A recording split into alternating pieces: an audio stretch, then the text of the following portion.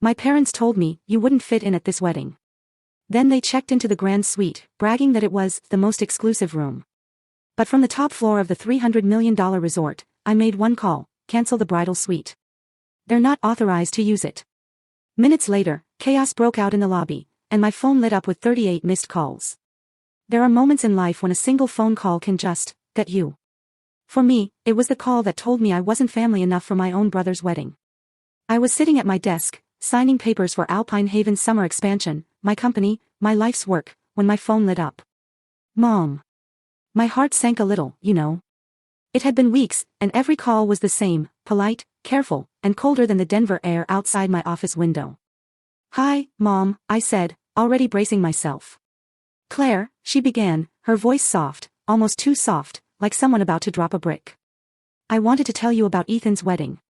I froze, pen halfway to a signature. "Oh, it'll be small, just family. Very intimate. You understand, right?" A pause stretched, long enough to hear the clock ticking. I put my pen down. "Of course," I said, the words feeling heavy on my tongue. "I understand." She exhaled, relief clear in her voice. "You've got so much going on with the company anyway, and honestly, it's just a different kind of atmosphere. I'm not sure you'd feel comfortable there." "A different atmosphere?" I almost laughed, but it would have been a bitter sound. "Right," I murmured. She kept talking, filling the silence, the way she always did when she was nervous. "It's at a beautiful place, dear. Ethan and Sophie wanted something elegant but private. You'd love it, I think. Anyway, we'll send photos. You'll see how beautiful it turns out." "Sure," I said, "I'm happy for them." "Good," she chirped, her tone brightening with finality. "I knew you'd understand." And then, the soft click of disconnection. For a long moment, I didn't move. The quiet in the room felt heavy, like the silence after an insult you've heard too many times to react to. The word family echoed in my head, the way she'd said it, small, selective, like a private club I never got the invitation to join.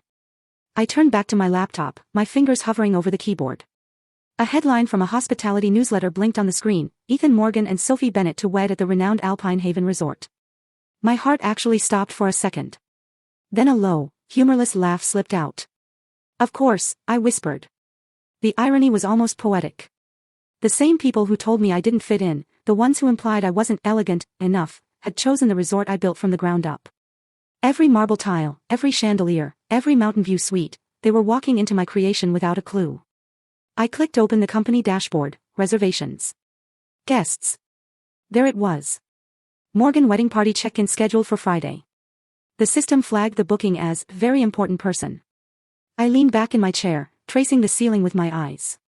"Sometimes," I said under my breath, "they invite the whole world, except the person who built the stage." It wasn't bitter, just a calm, undeniable fact. My phone buzzed again. "Harper." "My assistant." "Harper," I answered. "Hey, boss, you asked me to confirm this week's guest list." "Yeah," I said, eyes still on the city lights twinkling below. "Anything interesting?" A brief pause. Papers rustling. "Let's see. There's a corporate retreat from San Francisco, a wedding party from Texas, and..." She hesitated. "A family named Morgan booking for the grand suite. I'm guessing you know them." I let out a quiet breath that might have been a laugh. "Yeah," I said softly. "I know them." Harper's voice dropped, cautious. "Do you want me to flag the reservation?" No," I said, leaning forward, elbows on the desk. "Keep it as is. Let's make sure everything goes smoothly." "Understood." When the call ended, I sat there for a moment, the corners of my mouth curving slightly, not into a smile, but into something colder, steadier. They hadn't invited me. That was fine. Because soon, they would walk into my world, under my roof, on my terms. The office lights dimmed automatically as the evening deepened. I closed my laptop, stood, and walked toward the window. Denver glittered like a map of constellations. I touched the glass lightly and whispered to no one, "You built a world without me. Let's see how it feels when you have to live in mine." And with that, I turned off the lights, leaving only the glow of the city behind me. Morning sunlight spilled through the floor-to-ceiling windows, washing the Denver office in a pale gold. I was waiting for the coffee machine to finish when my phone vibrated. A notification banner slid across the screen: Morgan wedding weekend officially begins. The first image was Ethan and Sophie, standing under an archway of white orchids, the mountains blurred in the background. Sophie's caption was sickeningly sweet, the perfect start to forever. Linda's comment beneath it, so proud of our son. Dad added a heart.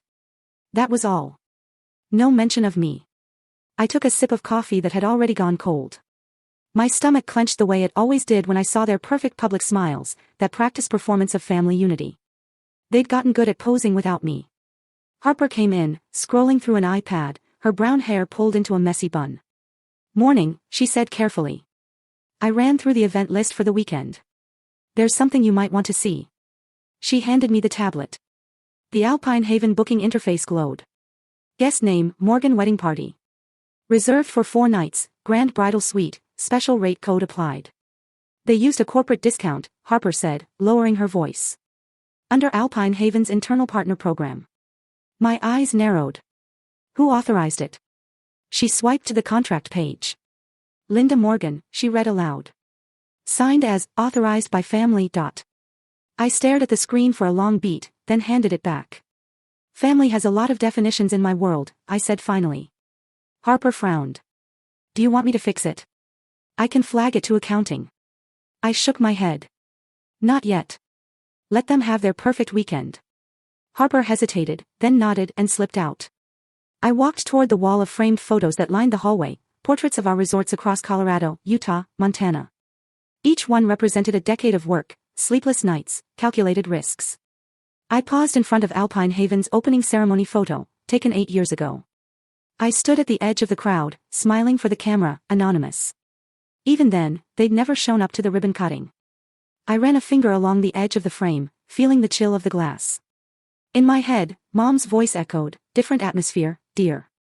You wouldn't fit in. The irony almost made me laugh. I walked back to my desk. My coffee had gone bitter, but I drank it anyway. My inbox pinged. Invoice confirmation, Morgan Wedding. I opened it. Wedding charge, $48,300. Charge to Alpine Haven corporate account. I stared at the number, the line of text pulsing faintly as if daring me to react. $48,000 of my company's funds. My funds. Used by the same people who decided I wasn't family enough to attend. I leaned back, letting the absurdity of it settle. A small laugh slipped out before I could stop it. Perfect, I murmured. The city outside was already warming. Somewhere in the mountains, my brother and his fiancée were preparing to check into the resort they believed belonged to someone else. Posing for photos, sipping champagne, telling guests how proud their parents were. I closed the email and set the tablet aside. Let them, I whispered. Let them have their perfect pictures. For the next hour, I buried myself in work, but my eyes kept drifting to the window. I could almost see the mountains, faint outlines on the horizon, the same peaks reflected in Sophie's posts. At noon, Harper knocked lightly.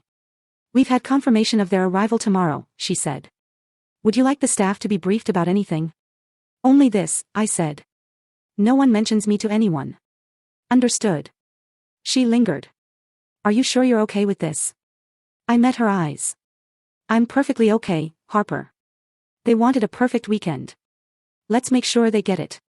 After she left, the room grew still. Another notification from Sophie, our dream wedding begins tomorrow at Alpine Haven. I let the screen go dark in my hand. They've already written their story, I said quietly to the empty room. They just don't know who owns the ending. I turned off my phone, stood, and walked out of the office. As the elevator descended, I caught my reflection in the mirrored wall, composed, unreadable. I straightened my blazer and whispered under my breath, now they're really in my world. When the doors opened, I stepped out, my heels echoing across the marble floor. The conference room was quiet. A stack of papers lay open in front of me, and one document caught my eye. Linda Morgan, co-owner. My mother's neat handwriting stared back at me, elegant and false. I traced the ink lightly. Even her forged signature looked confident. The world outside shimmered, but my mind drifted far from it.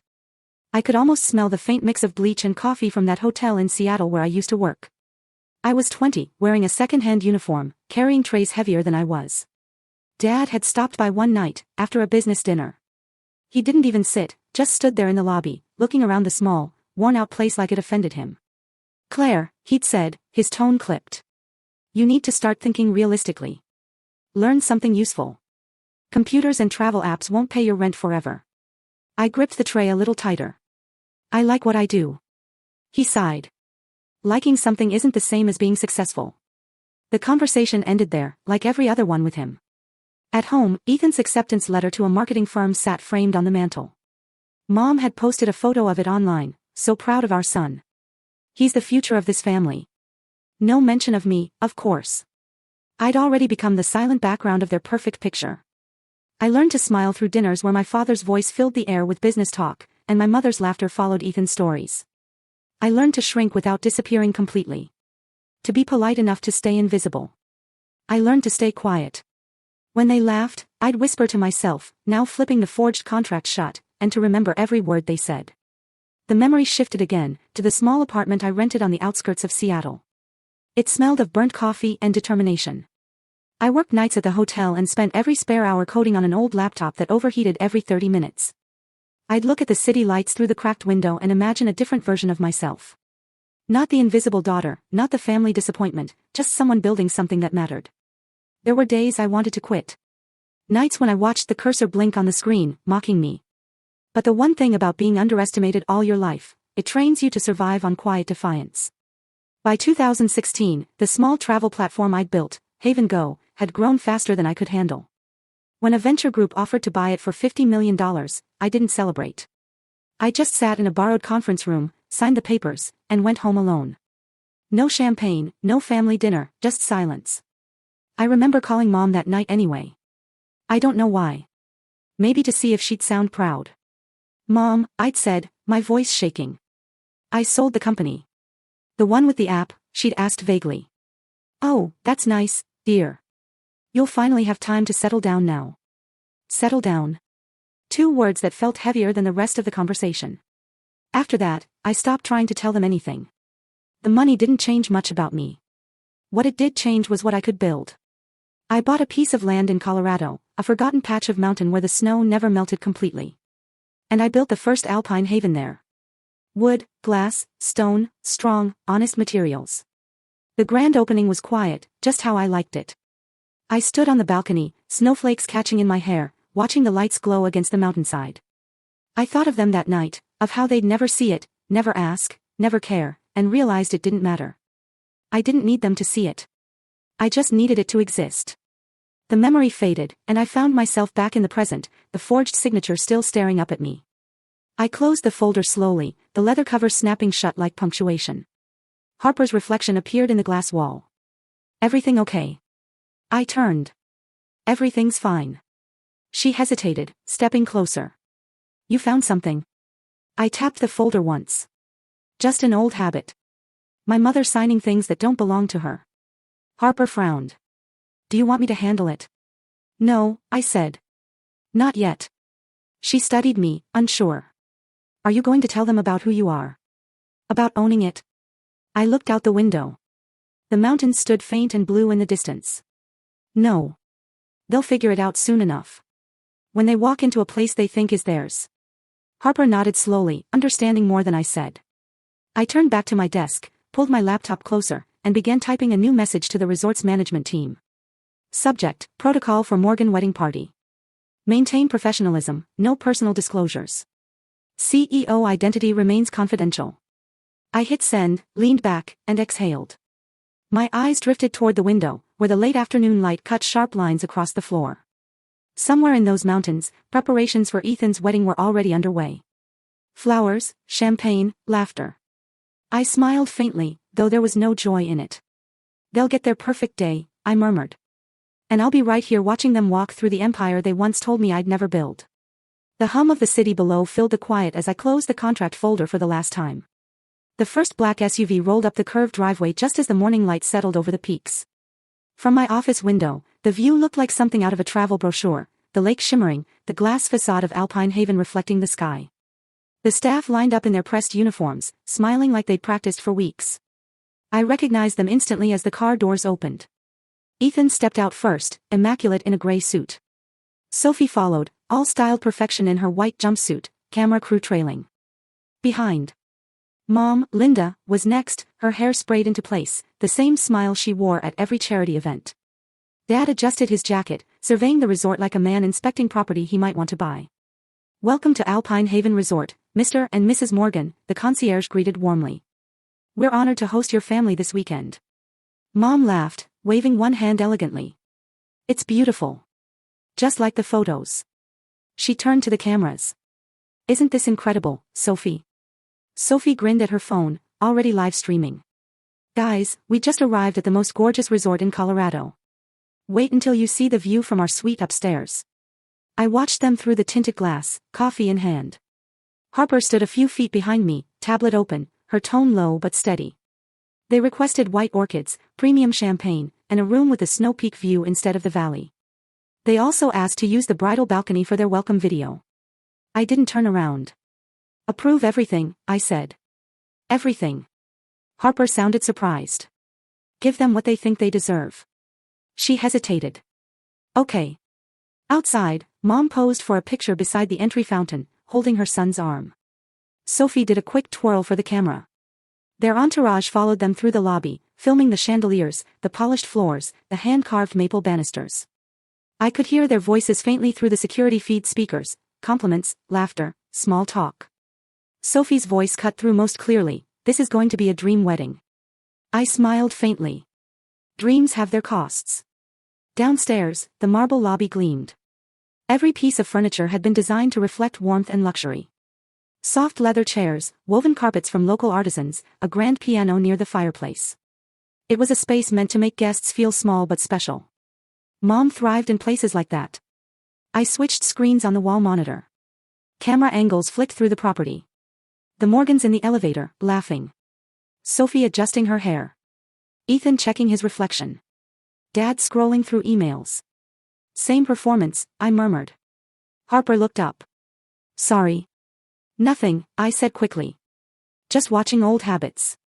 A knock came at the door. Peter, the operations manager, stepped in, holding a folder. "Morning, Miss Morgan. The VIP arrival form you requested." He handed it to Harper, who scanned through, then froze slightly. "Claire," she said carefully. "You'll want to see this." I turned, taking the folder from her. There it was, our corporate check-in form signed in confident cursive. Linda Morgan, co-owner, Alpine Haven Resorts. I stared at it for a long moment, then let out a quiet laugh that startled both of them. Peter shifted awkwardly. "Should I report this to legal?" I closed the folder, setting it gently on the desk. "No," I said. "Not yet." Harper frowned. "She actually signed as co-owner." "Apparently," I said. I leaned back in my chair. That's a new level of confidence, even for my mother. Outside the glass, the family moved through the atrium. Sophie filming everything from every angle. "This is perfection," Mom's voice carried faintly through the security audio. "Your father and I should come here more often. It feels like it was made for us." I glanced at Harper, who was watching me closely. "She's not wrong," I said. It was. For the next hour, I watched the flurry unfold. Staff escorting them to the grand suite, photographers clicking, floral designers rushing with orchids. They were creating their picture-perfect moment, every detail carefully staged. On one monitor, I saw Mom standing by the front desk, laughing with the concierge, as if she truly believed her name carried authority here. She had always been good at that, turning pretense into presence. Sophie's voice rose again.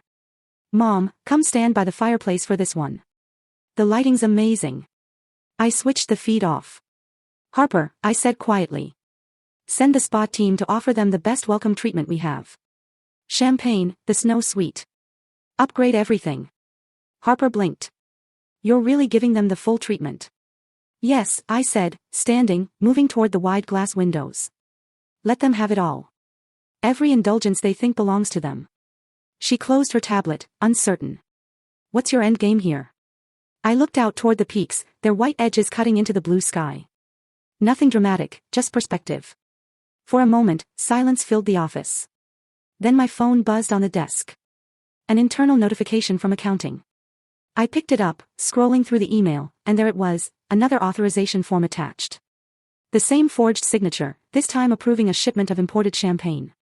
I chuckled softly, shaking my head. She really thinks she's the owner. Harper raised an eyebrow. "And you find that funny?" "Almost poetic," I said. They spent years pretending I wasn't part of this family.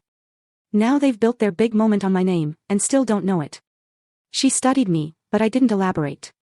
Outside, the family stepped onto the terrace. The wind caught Sophie's veil as photographers snapped away. Mom fixed the flowers. Dad checked his watch. Ethan smiled on cue. Through the glass, they looked almost cinematic, like the happy family portrait they'd always wanted. I caught my reflection in the window, faint and distant. A shadow against the bright view. My face calm, my eyes unflinching. Behind me, Harper placed the signed contract back on the desk. The gold ink gleamed under the light. Perfect timing, I murmured, my voice barely audible. A forged signature, a borrowed title, and a perfect family photo. Couldn't ask for a better setup. Harper's brows knit. Set up for what? I smiled without turning. For them to meet the real owner. I reached for the folder again, tapping the edge against the desk. Fake ownership, I whispered. Harper said nothing. The silence between us was thin and sharp as glass. Down below, the Morgans posed for another picture. Sophie blew a kiss at the camera. Linda beamed, and Ethan looked up briefly toward the building, toward the top floor where I stood. For a moment, our eyes might have met through the glass. Then he turned away, smiling for someone else. I exhaled slowly. Let the show begin. The lobby glowed in shades of gold that night, the kind of light designed to flatter everything it touched. Chandeliers sparkled above marble floors. The grand piano hummed quietly in the corner, and the air smelled faintly of orchids and champagne. It was the night before the wedding, and Alpine Haven looked like it had been built for a fairy tale. I stood near the bar, half in shadow, a glass of wine resting between my fingers. From where I stood, I could see them. The Morgans, moving through the room as if they owned it. Mom walked arm in arm with Dad, her smile radiant, her posture proud. Every detail is perfect, she told a passing florist. Exactly the way I imagined. It's just so us. Dad chuckled under his breath. That's because you made sure of it. She beamed, lifting her chin. It's the Morgan touch. A pair of guests nodded politely, clearly impressed by her certainty. She thrived on moments like this. Adoration, admiration, illusion. At the reception desk, one of the front staff stepped forward, her voice bright and professional. Mrs. Morgan, welcome again. The CEO wanted me to extend her gratitude for your presence. Mom blinked, surprised, then smiled with amused grace. Oh, how sweet. Claire must have put her up to that. The staff member looked confused. I'm sorry, ma'am. Mom waved a manicured hand dismissively. Claire, she works here, doesn't she? In management or something? From where I stood, I could see Harper stiffen slightly behind the concierge desk. Her eyes flicked to me as if asking permission to intervene. I gave the smallest shake of my head. Mom laughed softly. It's fine. She's always been so diligent. I'm glad she found a place that appreciates that. The staff smiled awkwardly and excused herself. I took a slow sip of wine. The glass caught the chandelier's light for a moment, refracting gold across the surface. Harper appeared a few seconds later, sliding into the seat beside me at the bar. She didn't say anything at first. They're enjoying themselves, I said finally. She followed my gaze to the group across the lobby. Mom was now leading Sophie through a tour of the space, pointing out the arrangements and decor like a curator unveiling her latest exhibit. Tasteful, Mom said to Sophie, her voice carrying clearly across the room. Classic, not overdone. It feels like a real Morgan wedding. Sophie nodded eagerly. Absolutely. Everyone's going to talk about it. This is what perfection looks like. I could almost hear the satisfaction in my mother's breath, the same tone she used whenever she found a new way to erase me from the frame. Harper's voice was soft. You sure you want to be here right now? I'm exactly where I need to be. Across the lobby, Sophie lifted her phone, smiling toward the camera. Okay everyone, behind the scenes at the most stunning resort in Colorado. Tomorrow's the big day. Her followers flooded the comments instantly. Hearts and congratulations streaming up the screen. Mom leaned into the frame, waving like royalty. The sound made me think of another night, years ago. Christmas Eve, when I was 10. Mom had handed Ethan the glass star for the top of the tree and told me to clear the table. You have smaller hands, honey, she'd said. You'll do better in the kitchen. Ethan had laughed, proud of his new responsibility. I remembered standing by the sink, watching the star catch the glow from the fireplace. Even then, I understood how certain roles were assigned in our family, and how rarely they changed. That memory faded back into the light of the lobby, where Mom was now surrounded by staff and wedding planners. She laughed, her voice echoing through the marble space. "Thank God Claire isn't here," she said. Her tone meant to sound conspiratorial, but it carried further than she realized. "She has this energy. It would have thrown the balance off." Sophie nodded, whispering something that made Mom chuckle again. "Exactly," she said. "This is the right mix of people. The right image." Harper's jaw tightened. "She doesn't even know you're standing right here." "She never did," I said quietly. For a few seconds, we both watched as the photographer snapped candid shots of the family at the piano. Glasses raised, smiles. Perfect. It would look flawless online, an image of warmth and unity. I looked down at my phone on the bar. The group chat was open, Morgan family updates. My name wasn't in the header, but somehow the messages always found their way to me. Mom's latest message blinked on the screen, "So glad Claire isn't coming. It's for the best.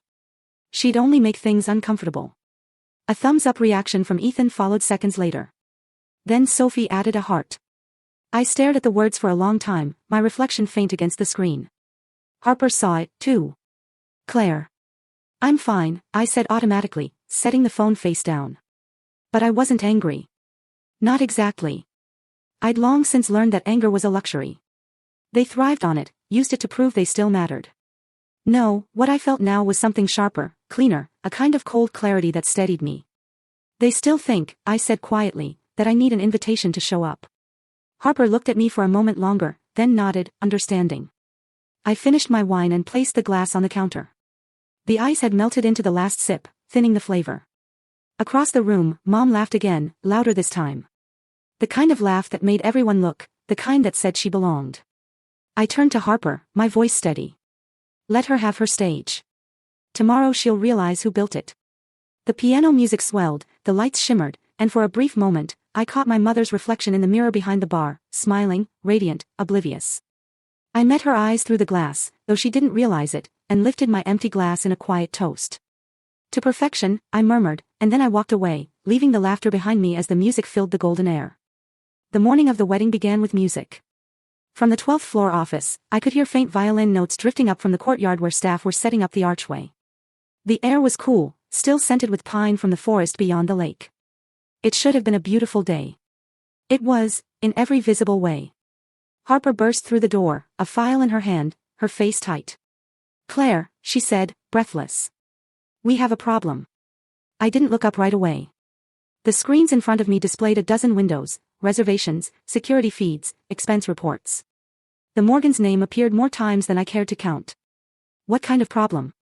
She dropped the folder on the desk. "They used the Alpine Haven corporate card again. Champagne upgrade, additional floral arrangements, decor rentals, and a live string quartet. All charged this morning." I scrolled through the digital log. The authorization signature blinked at the bottom of each invoice, Linda Morgan. I almost smiled. "They're consistent, at least." Harper folded her arms. "You said to let them have what they wanted. But this is fraud, Claire. That's your company's money." I leaned back in my chair, feeling the weight of her words hang in the air. Outside the window, sunlight hit the glass in sharp angles, reflecting the snow peaks in blinding white. "They used company assets," I said slowly, "and signed my name through hers."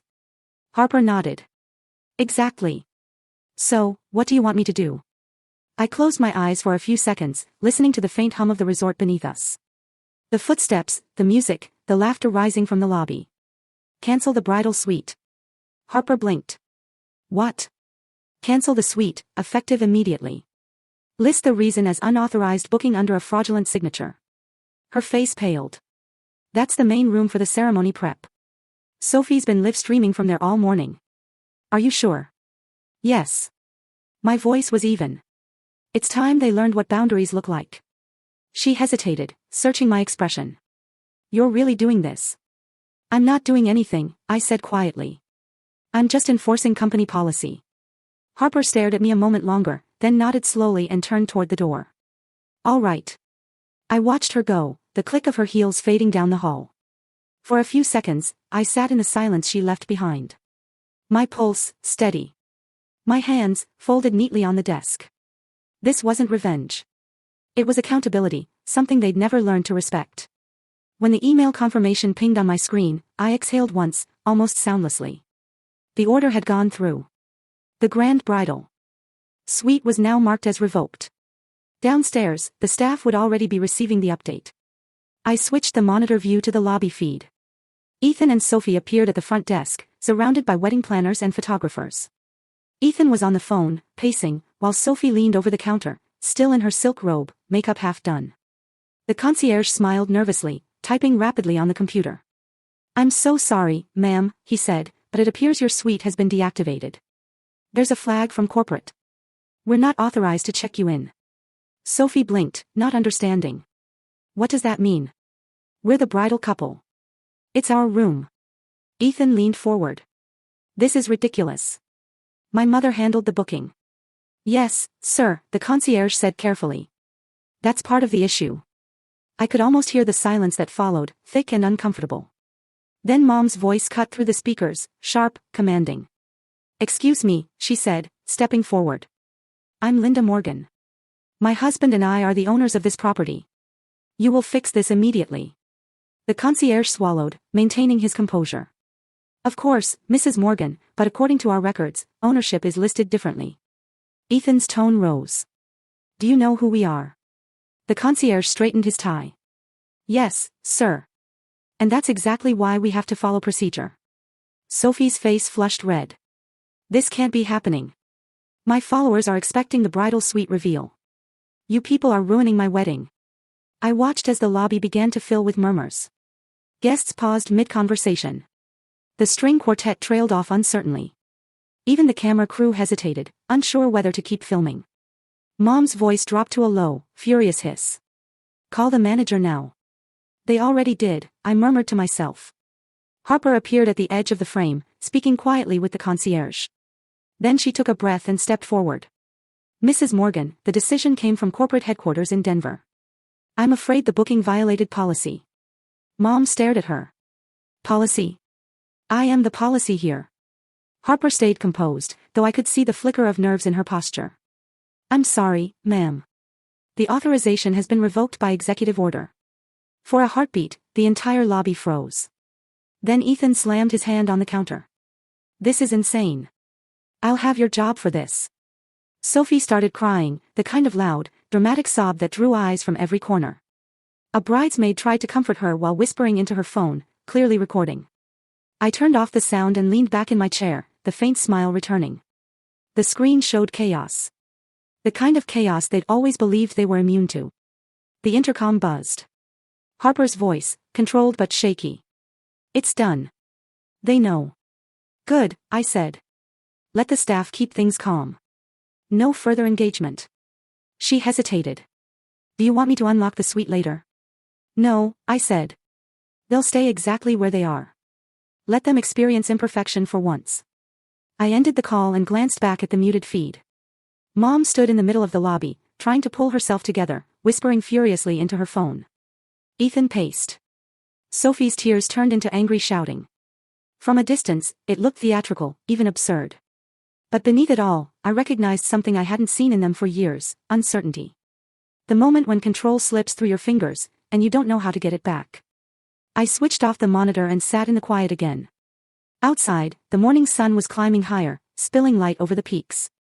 Somewhere below, the wedding staff scrambled to recover, to keep guests distracted, to make the day look beautiful again. I knew they would.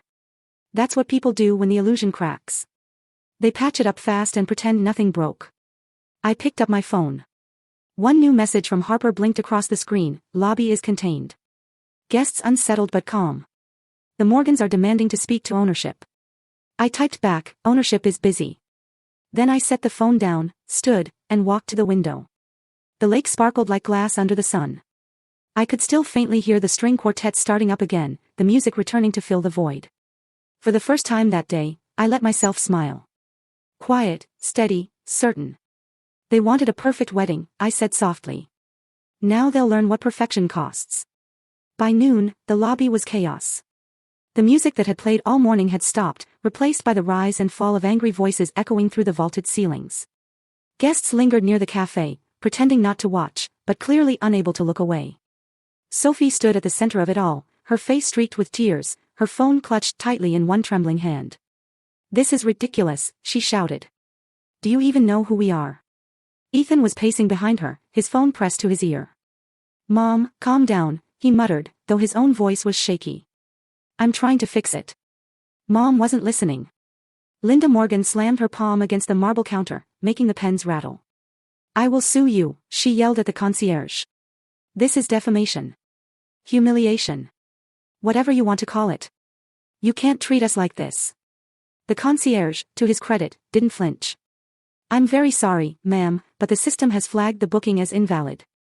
It's out of my hands." "Out of your hands," she repeated, incredulously. "We're your owners. My husband and I own this property." Across the lobby, a group of travel journalists had just arrived to gather material for a feature on Alpine Haven's luxury hospitality program. Among them was Emily Rodas, a reporter with a camera always ready. She raised an eyebrow, catching the scene from a distance. She whispered to the event coordinator beside her. "Who are they?" "The Morgans," the woman said under her breath. "VIP guests. Apparently, their wedding suite was cancelled." Emily's eyes widened slightly, the beginnings of a smile tugging at her lips. "Seriously?" The coordinator nodded nervously. "Apparently." Emily's camera was already rolling. From the mezzanine balcony above, I could see everything. The staff trying to calm them, the guests pretending not to stare, the way Sophie's perfect composure cracked on camera. Harper stood a few feet away from me, watching the same scene unfold on the surveillance monitors. She glanced over. "Do you want me to stop the feed?" I shook my head slowly, my eyes never leaving the screen. "No. They're writing their own ending. I'm just watching it happen." On the main monitor, Sophie raised her voice again. "Who cancelled my suite? I demand to know." The concierge hesitated. "According to the system, the order came directly from corporate management." "What does that even mean?" she snapped. "It means," he said, choosing his words carefully, "that the decision came from the Denver headquarters. From the top." Ethan turned sharply toward Mom. "Did you do this? Did you talk to someone?" Mom's jaw tightened. "Of course not. Why would I cancel my own son's wedding?" He ran a hand through his hair and swore under his breath. "Then who the hell did?" In the corner of the lobby, Emily whispered to her cameraman. "Keep rolling." Mom straightened, fury hardening her tone. "Call Claire," she said. "She works for this place. She'll know who to talk to." Sophie sniffed, wiping her mascara-streaked cheeks. Claire. You mean that Claire?" "Yes." Mom snapped. "Call her." Ethan hesitated but dialed anyway. The sound of the phone rang through the air, faint but distinct. Everyone within a few feet could hear it. Upstairs on my desk, my phone lit up. Ethan Morgan calling. For a moment, I just watched it buzz. The screen glowed against the dark wood. His name, bright and insistent. Harper turned toward me. "Are you going to answer?" I lifted the phone, studied the name, then set it back down, face up. The vibration continued for a few seconds, then stopped. The silence afterward was heavier than the ringing. Downstairs, Ethan frowned at his phone. "She's not picking up." Mom's voice rose again, sharp enough to cut glass. "Of course she's not. She's probably too busy doing God knows what. We should have known better than to trust her with anything important." Sophie gasped softly, as if she just remembered something. "Wait, what if she's the reason this happened? Maybe she's jealous." "Jealous?" Ethan shot her a look, but she was already speaking to the camera crew that had started filming again. "We've been treated so unfairly," she said tearfully. "We came here in good faith, and now they're sabotaging our wedding. I'll make sure people know." Emily adjusted her lens, catching every second. Upstairs, Harper's voice broke through the quiet. "They're losing it. The journalists are filming, guests are recording, and social media is going to explode in about 5 minutes." I took a slow sip of coffee, then let it. Harper looked at me, incredulous. "Claire, this could go viral." "It will," I said. "That's the beauty of it." We watched as Mom turned back to the concierge, her voice trembling with outrage. "You don't understand. We are Alpine Haven. My husband is Robert Morgan. That name means something here." The concierge looked genuinely sympathetic. "I understand, ma'am, but according to the records, ownership belongs to Alpine Haven Holdings, registered in Denver under CEO Claire Morgan. The entire lobby seemed to inhale at once. Mom froze. What did you just say? The concierge hesitated, realizing too late what he'd revealed. It's company policy to clarify in case of conflict. Ethan's face drained of color. That can't be right.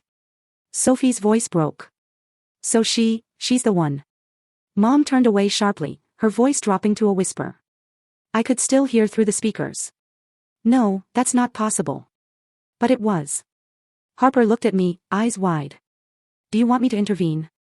We could still. I shook my head. No. Leave it. Claire.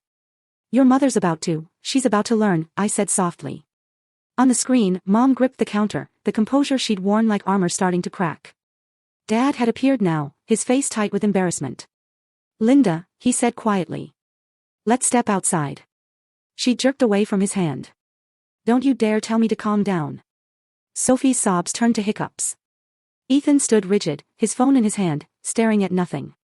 Around them, guests whispered, phones lifted, cameras flashed. I picked up my phone again. Another call. Ethan's name flashing. I watched it ring once, twice, 3 times. Then I flipped it over, silencing it. The room around me was still, save for the low hum of the monitors. I could see everything.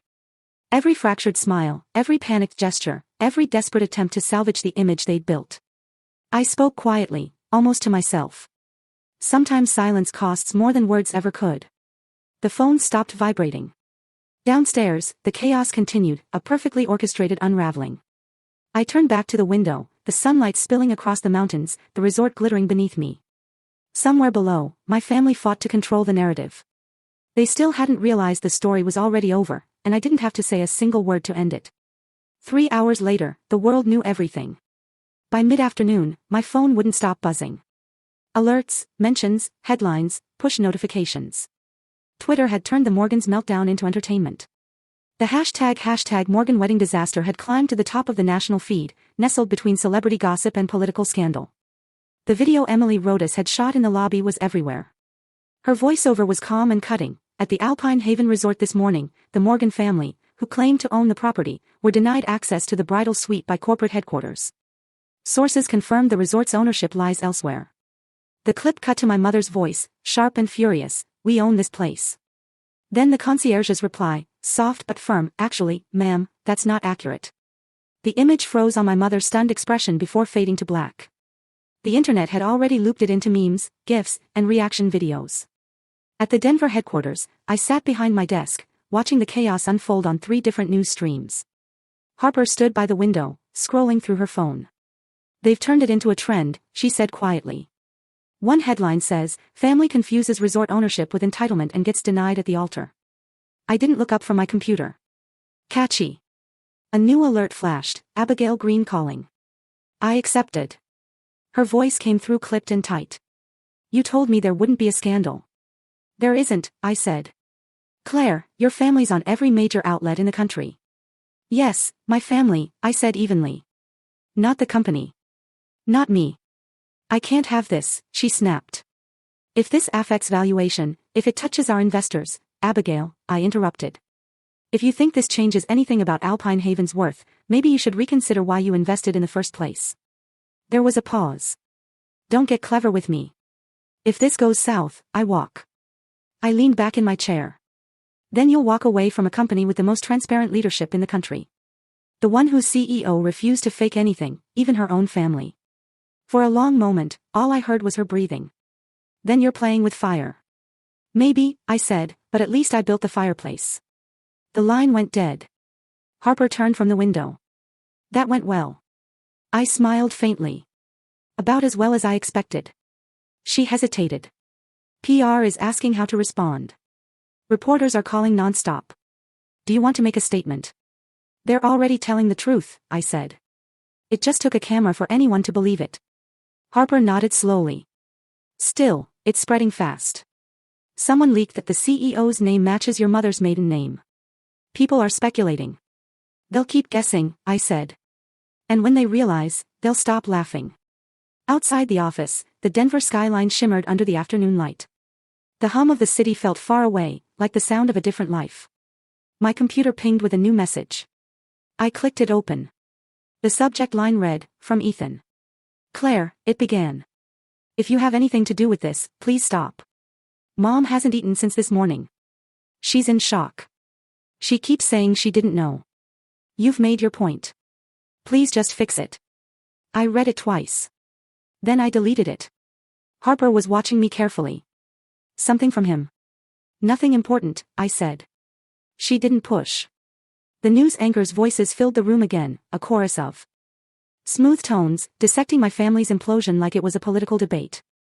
One reporter gestured to the screen behind him, where an image of the Alpine Haven lobby looped endlessly. Sources suggest the Morgans attempted to leverage familial influence to gain access to restricted suites, he said.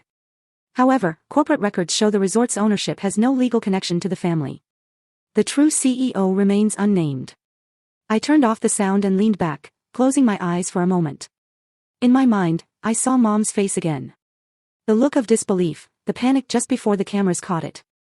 I could almost hear her voice, this isn't who we are. But it was. It always had been. The office was quiet except for the faint ticking of the clock. Harper finally spoke. You know they're going to try to spin this. They'll say it was a misunderstanding, that you're overreacting. They've spent their whole lives rewriting stories, I said. This time they don't hold the pen. She studied me for a moment. You're calm. I've been calm my whole life, I said softly. That's what they mistook for weakness. Another message appeared on my screen. This time from the resort manager in Colorado. The Morgans have checked out of their rooms. They left without paying the balance. Do you want to pursue it legally? I typed back, no. Let them leave owing something. That's the closest they'll ever come to balance. Harper crossed the room, setting a fresh cup of coffee beside me. You should eat something. I'm fine. You've been staring at that screen for 3 hours. I built what they tried to fake, I said. I can stare at it as long as I want. She sighed, but didn't argue. When she left the room, I stood and walked toward the window. The sun was lower now, streaking gold across the city skyline. I could see my reflection faintly against the glass. Still composed, unbothered. My phone vibrated again. Another message from Ethan, but I didn't open it. I didn't need to. I already knew the tone. Apology wrapped in guilt. A plea disguised as family. I let the phone buzz until it stopped. They only remember you, I said quietly, when you become the story they can't control. I turned back to the desk and pulled up the live news feed one last time. A panel of analysts was debating whether Alpine Haven stock would rise or fall after the publicity. The ticker at the bottom read, CEO remains silent amid scandal. Silent. It was the first time silence had ever sounded like victory. Outside, the light shifted, and the office dimmed. I let the glow from the monitors fade into shadow, the noise of the world fading with it. For years, I'd been the quiet one, the background, the afterthought. Now my silence was the headline, and they finally had to listen. By late afternoon, the mountains outside my office had turned gold. The sun was sinking behind the ridge, light pouring through the windows in long, slanted beams. I was reviewing a contract when there was a soft knock at the door. Peter, the operations manager, stepped in carefully. Miss Morgan, he said, his tone uneasy. The Morgan family is here. They're requesting to see you. I looked at the clock. 5:43 p.m., send them up, I said. He nodded and disappeared. For a few seconds, I stood still, looking out the window at the horizon. The resort below looked calm again. Guests drinking by the fire pit, staff moving quietly between shifts. The kind of peace that usually follows a storm. When the elevator doors finally opened, the calm in the room shifted. Mom came in first, her expression drawn tight, the practiced poise of the morning replaced by exhaustion. Dad followed, jaw clenched, one hand on her shoulder. Ethan trailed behind them, head lowered. I didn't move. Mom stopped in front of my desk. Claire. She began, her voice uncertain. You're the CEO. I met her eyes. For 8 years now. She opened her mouth, but nothing came out. Dad broke the silence. We just wanted the day to go smoothly, he said. His voice was firm, but I could hear the cracks. We wanted a perfect wedding for your brother. You could have told us. Told you what? I asked quietly. That I exist. That I built something without your permission. He flinched, just barely. I reached for the folder on the desk and laid it open. Here, I said, turning it toward them. A copy of the wedding invoice, the one paid with company funds, the one signed by Mom. Mom's hand trembled as she looked down at the page. I just wanted to make sure everything was handled. I didn't think it would matter whose name. It matters, I said, cutting her off, though my tone stayed calm. It matters when you forge signatures. It matters when you spend someone else's money. It matters when you lie. Her eyes filled with tears. Claire, please. I only wanted Ethan to have one perfect day. He's worked so hard. And I haven't. I asked softly. I built this company from nothing, Mom. Every brick, every piece of glass in this building has my name behind it. But you never thought I was the kind of person who could create something worth your attention. She shook her head. That's not true. Isn't it? I asked. You called this place beautiful before you knew who built it. But if you'd known it was mine, you wouldn't have come. The words hung there between us, and no one dared to move. Ethan finally stepped forward, his voice low. I'm sorry, Claire. I didn't mean for any of this to happen. I didn't even know you owned Alpine Haven until today. I looked at him. My little brother, the golden boy who never had to fight for a seat at the table. That's the problem, Ethan, I said. You never asked. You never cared to know. You've spent your whole life believing that I was just lucky to be nearby. He swallowed hard, eyes dropping to the floor. You're right. For a moment, no one spoke. The only sound came from the clock on the wall, ticking towards 6. Harper stood silently near the corner, watching, but saying nothing. Dad cleared his throat. We can make this right. We'll release a statement. Correct the misunderstanding. You don't have to. I closed the folder sharply, the sound cutting through his words. No, you don't fix this with a statement. You fix it by telling the truth. Dad frowned. The truth? Yes, I said. That you forged documents to use company money. That you humiliated yourselves in public because you thought pretending was safer than being honest. That you've been living off appearances so long you forgot what real looks like. Mom's lip trembled. Claire, please. You don't understand. I understand perfectly, I said. I've understood for years. The silence deepened. Ethan rubbed his forehead. Mom started crying softly, and Dad turned his gaze toward the floor. When I finally spoke again, my voice was quieter. You wanted a perfect wedding. You got your spectacle. And now everyone's seen who you really are. Mom looked up, her mascara smudged, her voice breaking. I never meant to hurt you. I know, I said. You just never meant to see me either. The room went still again. Harper shifted slightly, but didn't move closer. I closed the folder and pushed it aside. I'm not filing charges, I said. But you should know. I could. That's what forgery means, Mom. Fraud. A real court case, not a family argument. She looked horrified. You wouldn't. No, I said, because unlike you, I don't need to prove I'm better. I just need the truth to stand on its own. Her sobs filled the quiet space. Dad reached out as if to comfort her, but stopped halfway. Ethan whispered, what happens now? Nothing, I said simply. You go home. You live your lives. Maybe this time you'll remember that owning something doesn't make it yours. For a long moment, no one moved. Finally, Mom turned away, shoulders shaking. Dad led her toward the door, his hand heavy on her arm. Ethan lingered a few seconds longer, his eyes searching mine. I really am sorry, Claire, he said quietly. I nodded once. I know. He hesitated, then followed them out. When the door clicked shut, the silence returned, thicker than before. Harper exhaled softly. You okay? I sat back in my chair, eyes on the empty doorway. I'm fine, I said, though my voice felt distant. She looked at me for a moment longer, then nodded. You did what you had to. Did I? I murmured. Harper didn't answer. I turned toward the window. The last light of the day was fading behind the mountains, casting long shadows across the floor. The air smelled faintly of rain and cold glass. Somewhere below, the staff was preparing for the evening reception, trying to make the place feel normal again. But up here, the air was still thick with everything left unsaid. I ran a hand along the edge of the desk, feeling the cool surface beneath my fingers. I don't need their apology, I said quietly. I just needed the truth to sit in the same room with them for once. Harper didn't reply. She didn't have to. The truth was sitting right here with me. By the next morning, the story had changed hands. It no longer belonged to gossip threads or rumor columns. It belonged to headlines. CEO of Alpine Haven revealed, Claire Morgan. That was the title splashed across every major outlet. The accompanying photo had been taken 6 months ago at a company charity event, me in a navy suit, standing beside my executive team, a glass of champagne in hand, smiling like someone who didn't realize she'd become a symbol. The article painted me in flattering tones, the woman behind Colorado's most successful luxury resort chain. Quiet, private, brilliant. Every line felt surreal. It was the first time my name had ever appeared beside my success, not my family's shadow. I sat at my desk in Denver, watching the online counter climb. Views, comments, shares. My face, my name, my story, all of it was suddenly public. Across the glass walls of my office, sunlight poured in, cold and pale.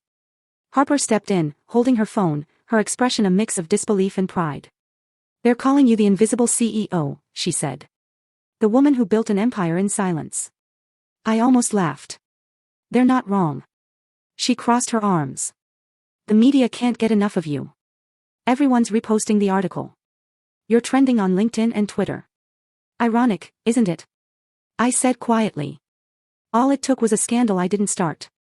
She hesitated before speaking again. "The Morgans shut everything down. All their accounts gone. No statements, no photos, nothing. The press is already looking for them." I nodded once. "They'll stay quiet. They're better at disappearing than admitting fault." The phone on my desk buzzed. My assistant's voice came through the intercom. "Miss Morgan, a call for you. Abigail Green." "Put her through." There was a short click before Abigail's voice filled the line. She sounded different, less sharp, almost measured. "I owe you an apology," she said. "For what?" I asked. "I told you I'd pull out if things went south," she said. "But I've seen the reports. Your name is everywhere, and not one mention of impropriety. You handled it elegantly. I was wrong about you." I smiled faintly. "You weren't wrong. You were cautious." A pause. Then her voice softened. "I won't be selling. I want to stay in. You're good for this company." "I didn't do it to keep your investment, Abigail," I said. "I did it to keep myself." The line went silent for a moment. Then she said quietly, "That's why you'll last longer than people like me." The call ended. Harper, still standing near the window, asked. "So she's staying?" "Yes, of course she is," I muttered. "Everyone wants to stay when the storm clears." I looked at her, my tone gentler. "Would you have stayed?" Harper smiled a little.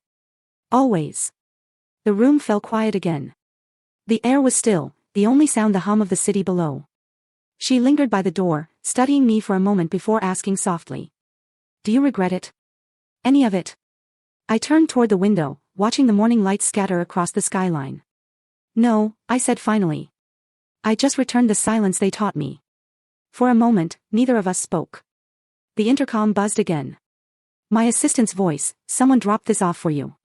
A young staffer entered holding a phone. My personal one, not the company-issued device. "It's been ringing all morning," he said carefully. I glanced at the screen. 38 missed calls. "Mom. Sophie." Over and over again. The phone vibrated again in the boy's hand. I reached out, took it, looked at the names glowing across the display, and then set it face down on the desk. "Thank you," I told him. He nodded and slipped out quietly. Harper said nothing. She didn't need to. The silence between us said enough. I stood and walked toward the window. Outside, Denver stretched out in shades of white and silver. Snow had begun to fall, soft and slow, dusting the glass. "Funny," I said quietly, almost to myself. "Everyone calls it karma, like it's supposed to burn." Harper tilted her head. "And what do you call it?" "Peace," I said, "when you no longer need to explain yourself." The wind howled faintly outside, rattling the edge of the window. After a moment, I stepped out onto the balcony. The air was sharp and cold, the kind that cleared your lungs. Below, the city hummed in muted sound, and in the distance, the mountains glowed under the weak winter sun. I leaned on the railing, closing my eyes as the first flakes of snow landed against my skin. The world felt quiet again, not empty, but balanced. Behind me, through the glass, I could see Harper still standing near my desk. Arms crossed, watching the snowfall. She didn't say anything, and I didn't move to go back inside. I stayed there, letting the wind push through my hair, watching the white drift fall over the city. Karma wasn't fire. It wasn't fury or spectacle. It was this stillness, the kind that arrives when there's nothing left to defend. The phone on the desk buzzed one last time before going silent. I didn't turn around. I just kept looking at the horizon, the snow blurring the mountains into pale ghosts. Sometimes victory doesn't sound like applause. It sounds like the quiet after everything that needed to be said has already been heard. A few weeks later, the air in the valley had changed. The snow had thinned, replaced by sunlight that glowed soft and gold against the peaks. The resort had settled back into its rhythm. Staff smiling, guests laughing, the sound of clinking glasses echoing through the halls. But this day wasn't about luxury. It was about something simpler, something new. Aurora Hall stood just beyond the main lodge, its tall windows catching the light like mirrors of the sky. What used to be an old service wing had been rebuilt into a space for community events, a place open to anyone who needed it. The brass letters above the doors gleamed, Aurora Hall, a home for all voices. I arrived early, the crisp air biting gently at my skin. Workers were setting up tables with fresh flowers and trays of pastries, laughter floating up from the courtyard. Guests began to arrive one by one, women from small towns who'd built their own businesses, employees who'd been with Alpine Haven since the beginning, volunteers from local shelters. Harper stood near the stage, checking the microphone levels. When she spotted me, she smiled. "They're all here for you, you know." "They're here for themselves," I said, straightening the small stack of note cards in my hand. "That's the point." By noon, the courtyard was full. Sunlight spilled across the deck, glinting off glass and snowmelt. Harper took the stage first, her voice carrying easily through the mountain air. "Ladies and gentlemen," she began, "today we celebrate more than a new building. We celebrate the idea that silence can be transformed into strength. That closed doors can lead to better ones." She turned toward me, her eyes warm. "Please welcome the woman who turned silence into a legacy, Claire Morgan." The applause came like a wave, gentle at first, then growing steady, human. I walked up to the podium, the wind brushing my hair back. For a moment, I just looked at them. The faces in the crowd, the laughter, the sense of belonging that filled the space. "Thank you," I said quietly into the microphone. "Aurora Hall isn't about me. It's about what happens when people are told they don't belong and decide to build anyway." A hush settled. I could feel the weight of the moment, the shared understanding. "When I started Alpine Haven, I thought success meant being seen," I continued. "But I learned something different. I learned that real success is when you create a place where everyone feels welcome, even if no one ever claps for you." I looked out toward the mountains, their peaks burning bright under the sun. Aurora Hall is for anyone who's been turned away, overlooked, or told they weren't enough. You don't need an invitation to walk through these doors. Just belief. Belief in yourself, and in what you can build. The audience was quiet, listening. I saw a few people nodding, some wiping their eyes. "This," I said, gesturing around us, "is proof that the things meant to break us can become the foundation for something better. Sometimes the silence they give you isn't rejection. It's space to build your own voice." When I stepped back, Harper hugged me quickly before I could escape to the edge of the crowd. The applause rose again, brighter now, mixing with the music that started playing from the speakers. For the next hour, I wandered among the guests, talking to small business owners and community leaders, women who'd driven from towns I'd never heard of just to be here. One of them, a baker from Wyoming, grabbed my hand and said, "You have no idea how much this means to us. Someone finally built something for people like us." I smiled. That's all I ever wanted to do. As the sun began to dip lower, Harper joined me near the balcony railing, a cup of coffee in her hands. The valley below shimmered in the amber light, the snow glowing soft like silk. "So," she said, leaning beside me. "What's next?" I looked out at the horizon where the peaks met the fading sky. "More places like this," I said.